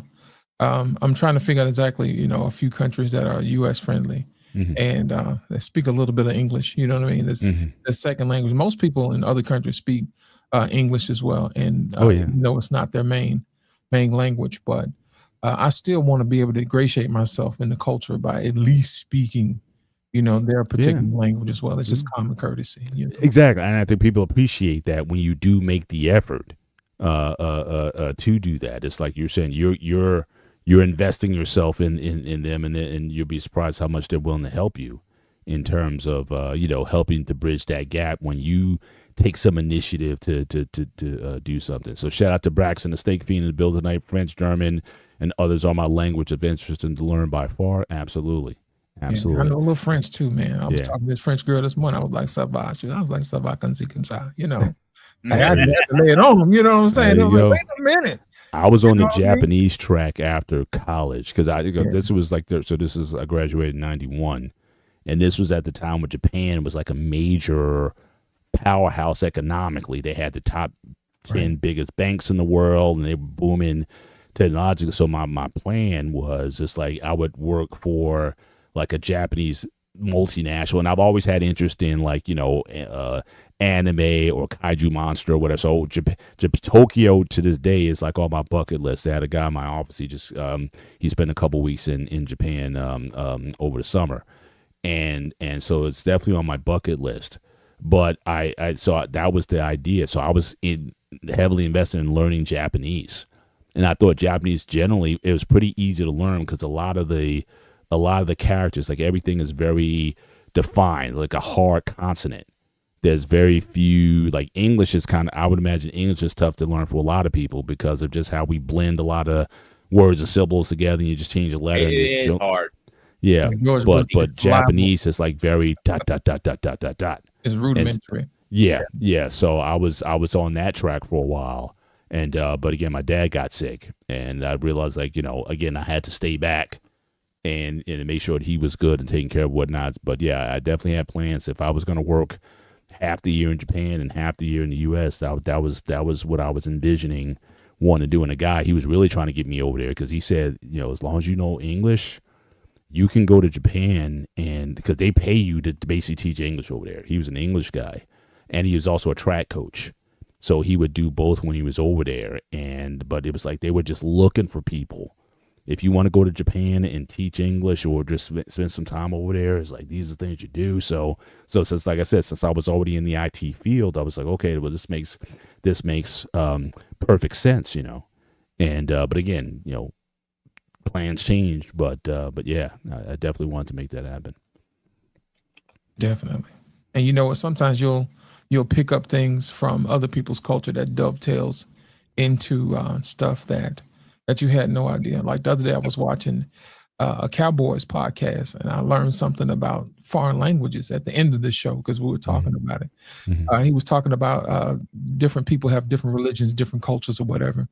And so he started talking to me about this African pantheon of gods that they had, and one of the pantheons where it was this head, and it was this head of wisdom. It was attached to this particular god's body. So of course, the head got cut off by another one of the gods, and they went looking for it. It was like, hey, that was my son. You know what I mean? I made him myself from one of the other pantheon gods, and they went to go look for it, and they never found it.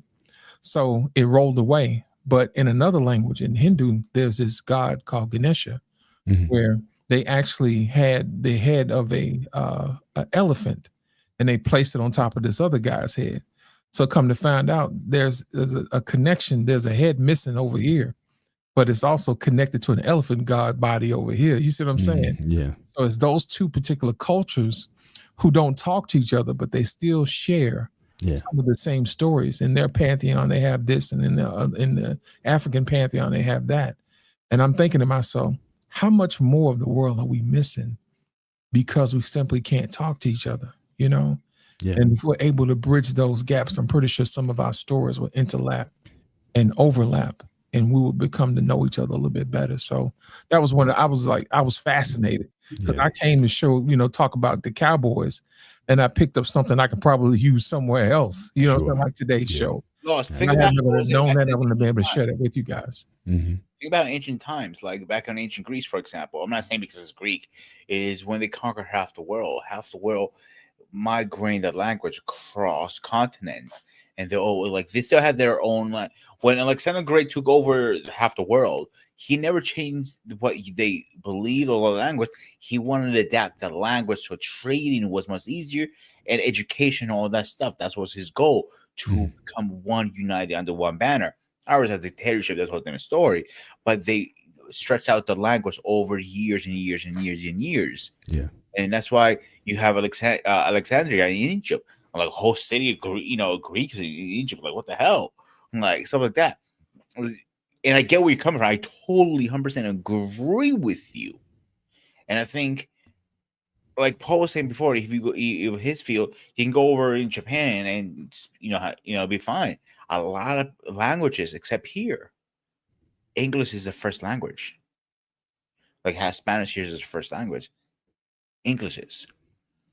Like, I keep it great. Some last time I was in Greece, my cousin goes like, "Yo, I want you to come to my English class. Like, I want to shut my teacher up." Like, oh, me shut you up?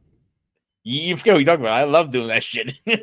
So, like, I'm actually trying to talk to her. Like, I'm talking to you guys. Throwing my slang out, So she's looking at me like, "What the fuck is this guy on drugs or on crazy?" But I didn't realize the English she knows is very basic English they're teaching in college level, versus ours more advanced with the slang in the way how we talk, how we pronunciate, how we have some words more stronger than others. Sure. I threw her for a loop. And I thought she was going to go some melting like the Witches of Oz or something like that. And her eyes were like wide open. She had no idea what was I talking about. Yeah. But there's even language, because you could be fluent, but learning the idioms and the locals, that there's levels to fluency as well. Like I got pretty proficient in Spanish. I took 4 years basically between high school and college, because back in the day, language was a mandatory. So I had a full year in college. I had 3 years in high school.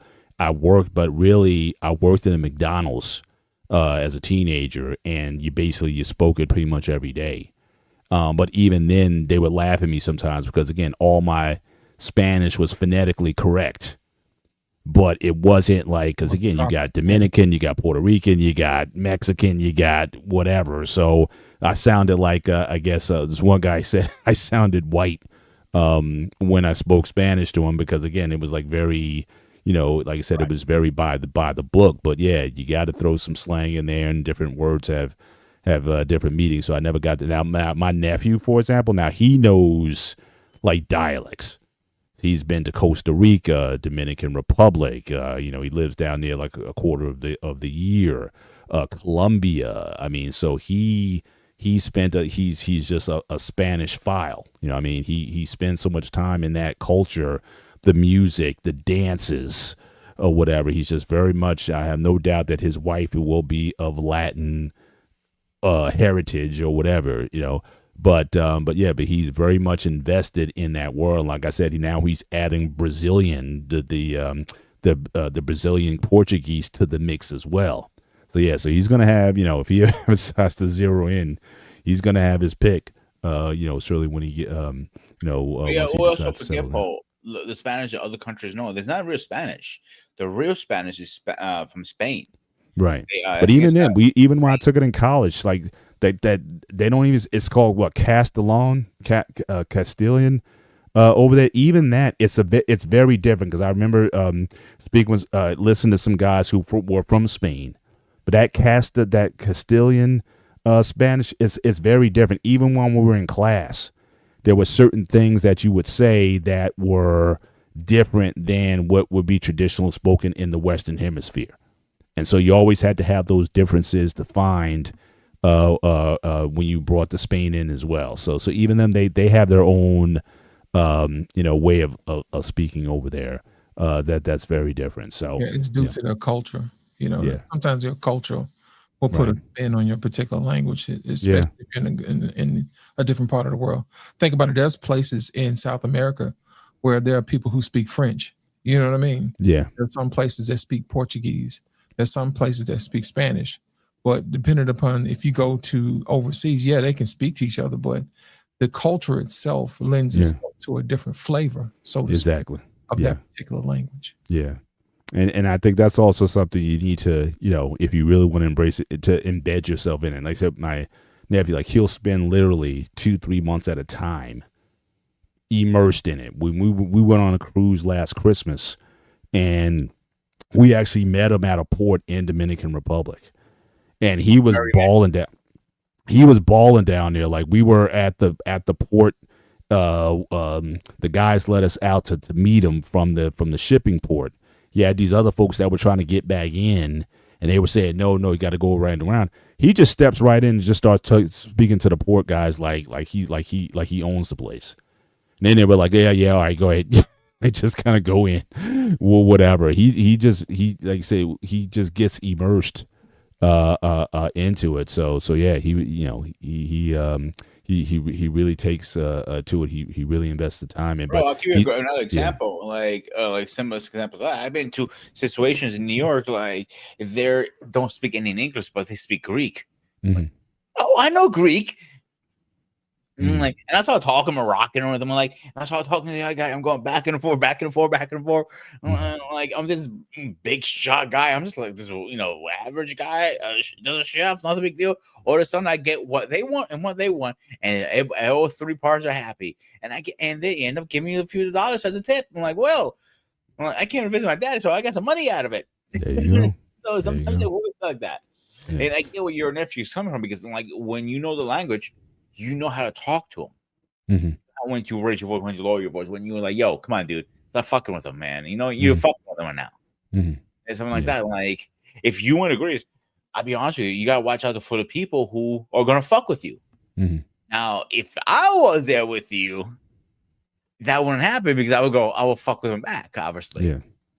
For sure. And you go, you know what I'm saying? So you gotta be careful. And that's not only goes to any country, Puerto Rico, Dominican, France, Italy. They're gonna fuck with you there. Yeah. But you're a tourist. You don't know anything better than that. Absolutely. we have about 10 minutes left in the show. So again, on the call in, if anybody wants in the chat, I know Braxton out there, if you want to hop on up and say hello to us, you're certainly free to do so. But we're going to look to land this plane in about 10 minutes or so. But we're just having a free form, no agenda tonight. Again, any topics that we've talked about in the past, we talked about the music that from the show we did a couple weeks ago, and just stay tuned for different content. We're going to coming up on the show. We're going to talk about gambling. That's a bit because then we were going to lead the show today so again, obviously Pete called me about the game. Now he wanted to bet me on the game near the end of the second quarter. So Jets were up 19-10. He calls it, "Oh, you want to bet on the game?" And I was like, "No, I'm not betting with you on the game." No. When that happened, was your team just scored a touchdown. Right. So we scored 19. So it was like 19-17 at the half. But you were basically trying to lock a bet in prior to it, knowing that you were already up. So that just shows. But you were the one that bet. He doesn't hear you, son of a bitch, because you knew you were going to win that bet because your team won no matter what. That means I would have had a shave. I didn't know we were going to win. We were down 26. No, 26, 17. I'm saying that.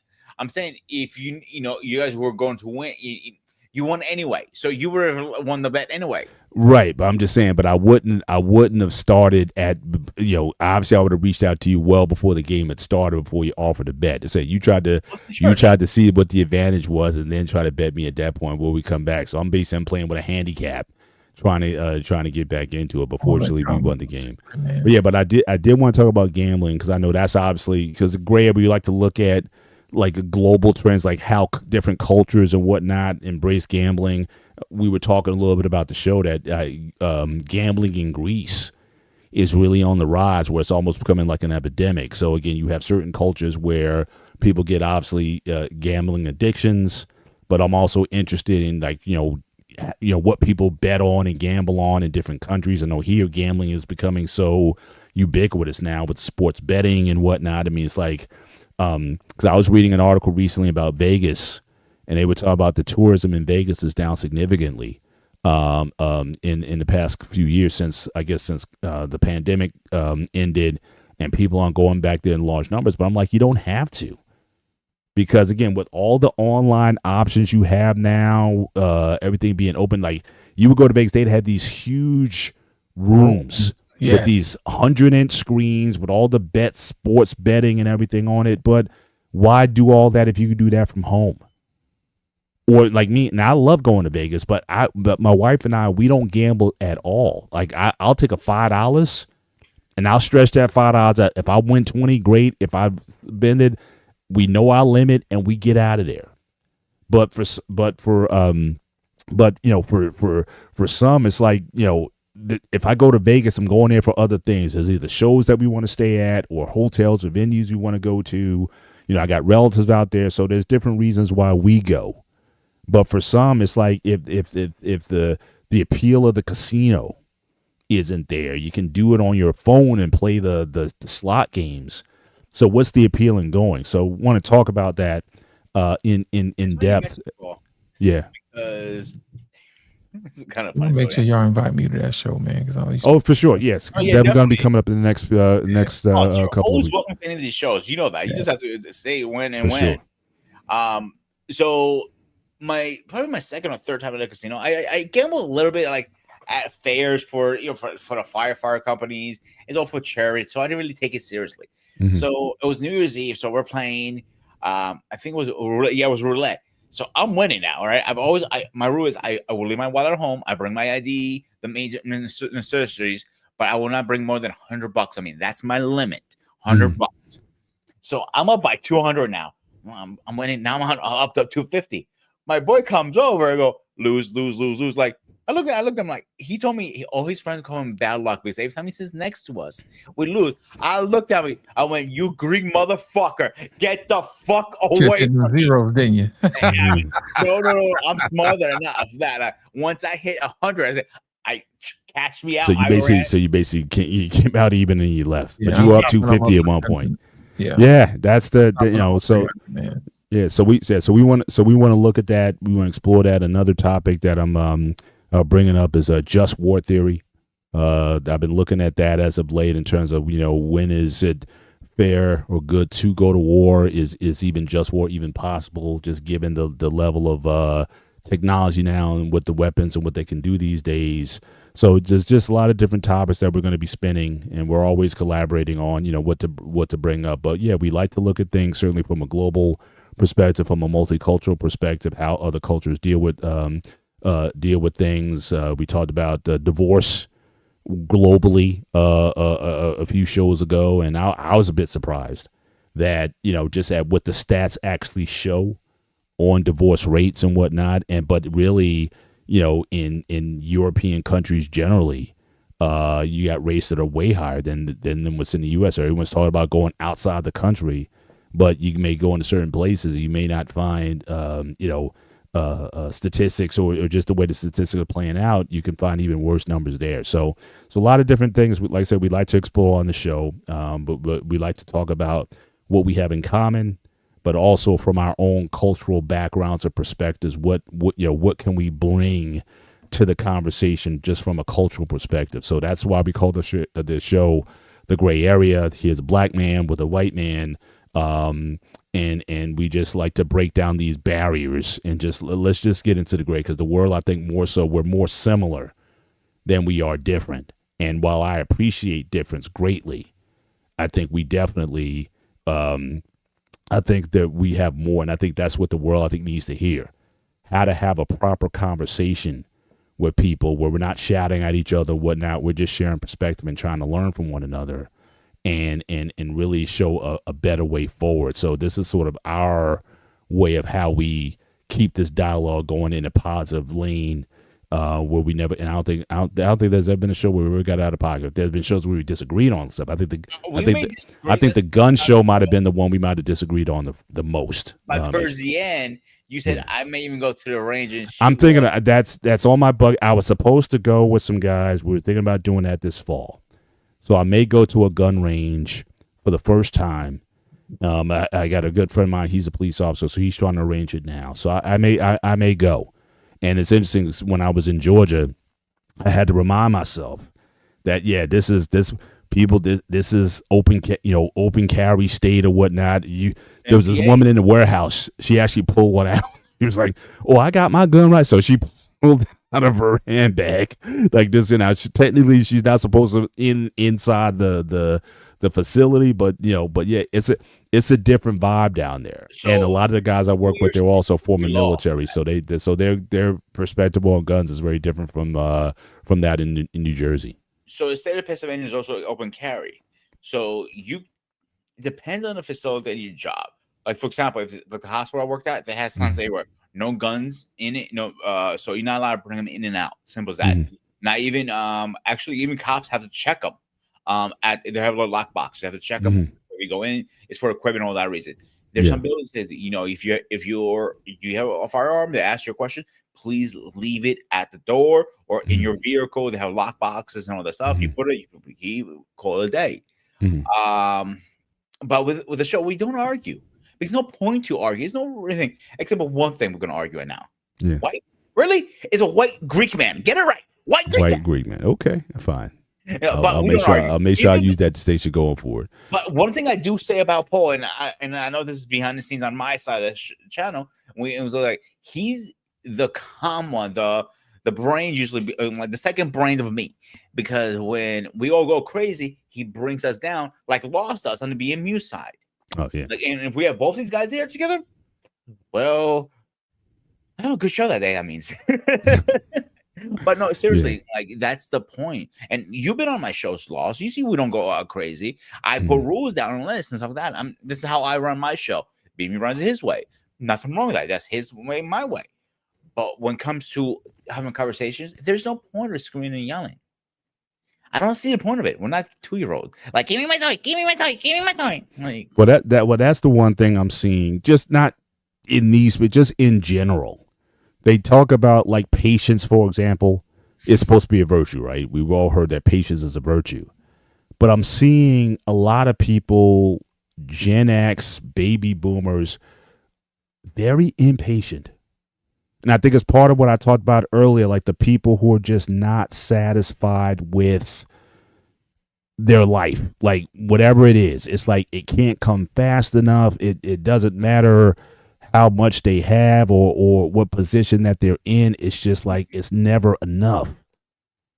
And I think I see a lot of older people who are we're supposed to be the wise ones, right? We're supposed to be the OGs that is supposed to be communicating that to young people. I can see a young person saying, "No, I want it now," or that sort of the youthful exuberance that just want things to happen yesterday. And we're the ones who's supposed to be telling people, just giving perspective, hey, things have to happen in their own time. Things have to work, be patient, things work out. But I'm seeing more impatience out of older people across the board.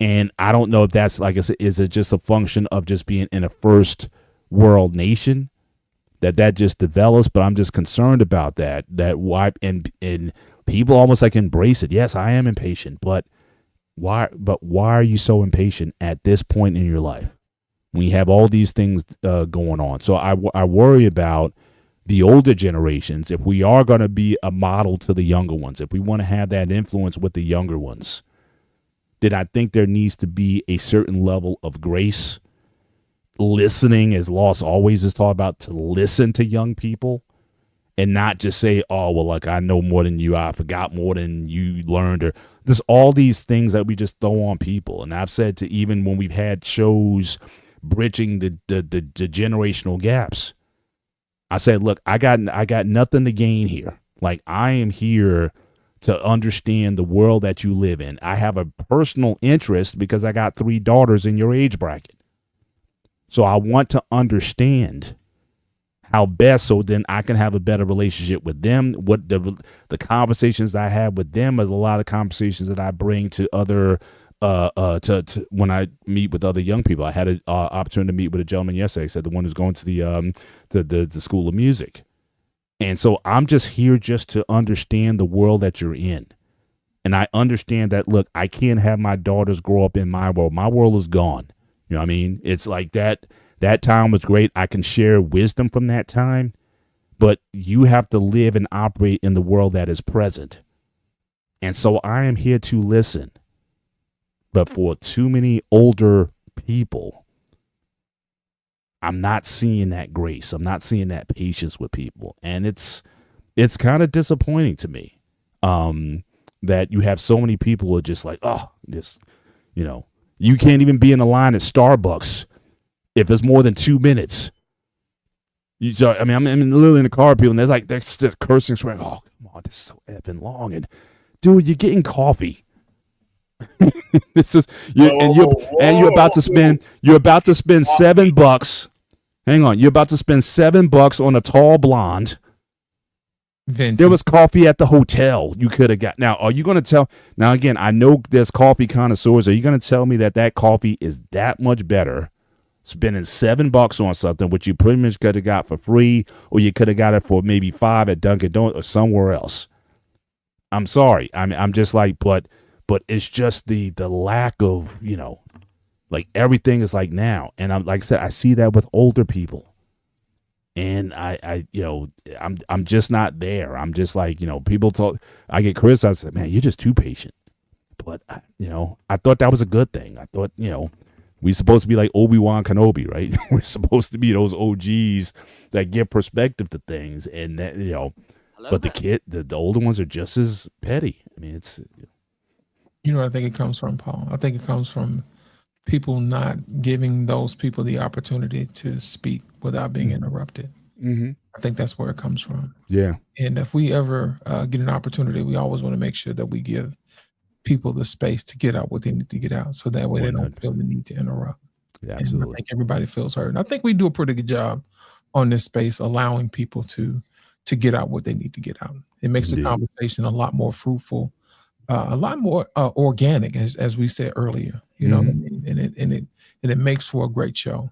Absolutely. Everybody learns something at the end of the day. Absolutely. Well, we're going to go right into final thoughts. So again, first and foremost, I want to thank Lost. Again, you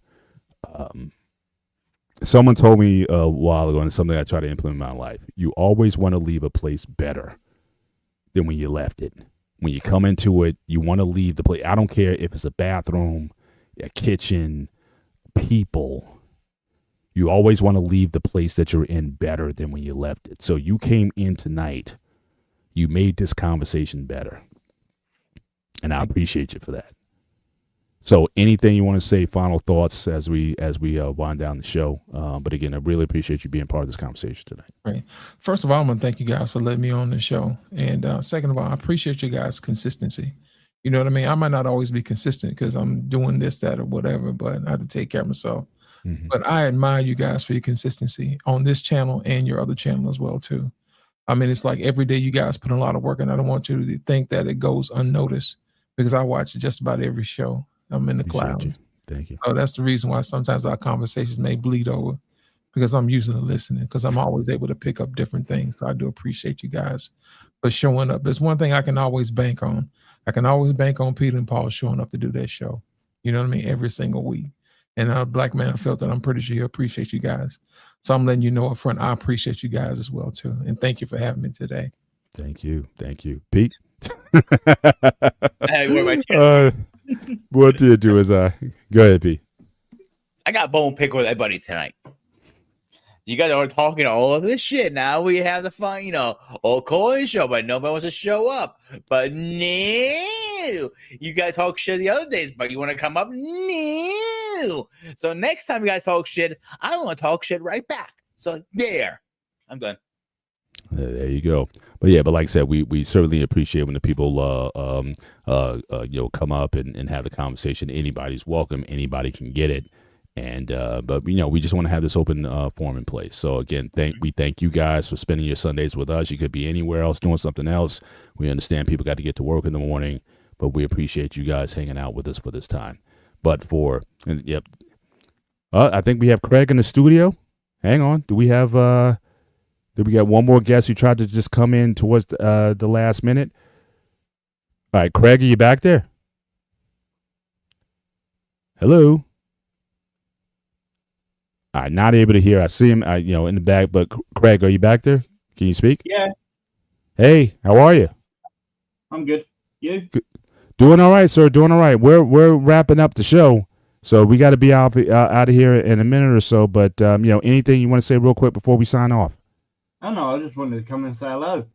Hey, same. Hey, I appreciate you, and I appreciate you hanging out with us on the other Sparta HQ Network shows and whatnot. So again, you're welcome anytime. But certainly we do these once a month. So I know when you get an opportunity, please feel free to hop on board, say hello to us, chat with us, and anything on your mind you want to talk about. But I appreciate you showing up, though. Yeah, it was nice to actually hearing the voice with the name now, so we can connect that at least. There you go. There you go. Calling you Voldemort earlier on. I didn't care either way, to be honest with you. I've been called worse. There you go. There you go. All right, we're going to sign off the show, guys. But again, thank you guys for being on with us tonight. So for myself, I am Mr. Bennett, and he is Sparta! the Ghost of Sparta. This is the Gray Area. You guys take care. God bless, and we'll see you next time. Good night.